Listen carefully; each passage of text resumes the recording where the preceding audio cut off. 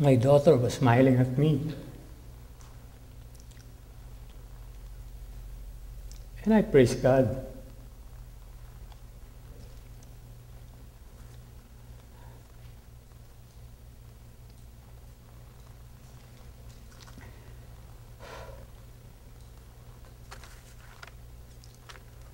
I praise God, for I know I would still be with my family.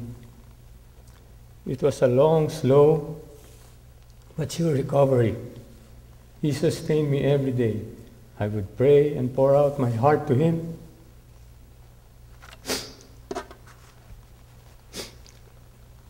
I enjoyed and will treasure the many times I was alone and would read my Bible. And it gave me encouragement and strength each day. I would just close my eyes and be still and listen to Him. It was like having a one-on-one Bible study with Him.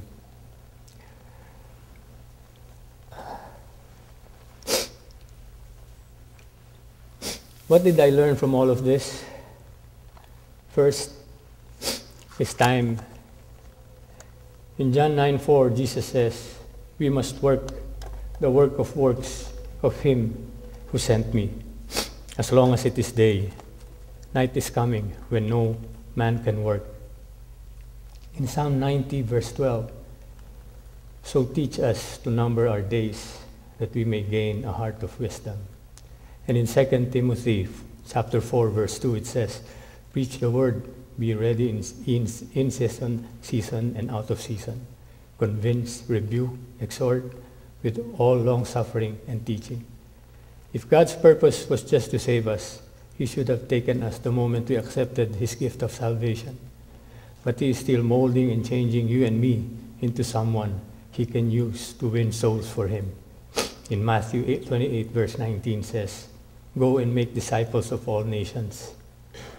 Go out, serve His purpose, run the race, finish and win the crown.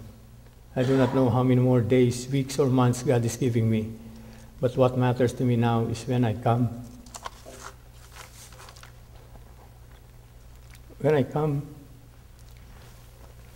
face to face with Him and He embraces me. I want to hear Him whisper to my ear, well done, my good and faithful servant. Second thing I learned is that there will be obstacles. We have heard that a Christian's life is not trouble-free. God allowed many obstacles in this ordeal. He used physical pain and weakness. I've never felt so weak in my life.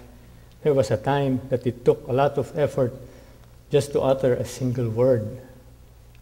The pain was so intense, I could hardly find the position that made me comfortable.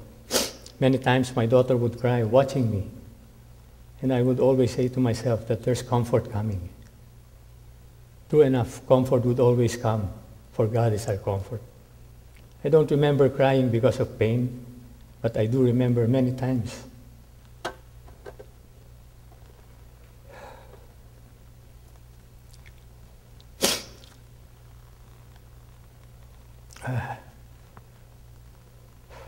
I do remember many times I cried.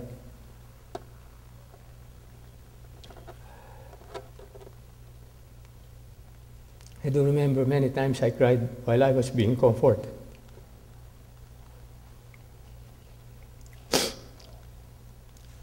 Now I understand why we have pain and trouble in this world. It is so we can await expectantly for the eternal comfort that awaits us in heaven. In Revelation 24, verse 4, it says that God will wipe away every tear from our eyes. There shall be no death, nor sorrow, nor crying. There shall be no more pain.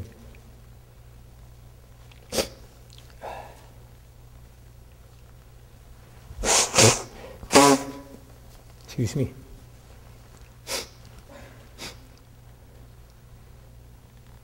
Third thing I learned is the power of God. I am a living witness of God's miraculous power. I should be dead, but God decided to give me more time. I have cancer all over my stomach, my lungs, my liver and colon.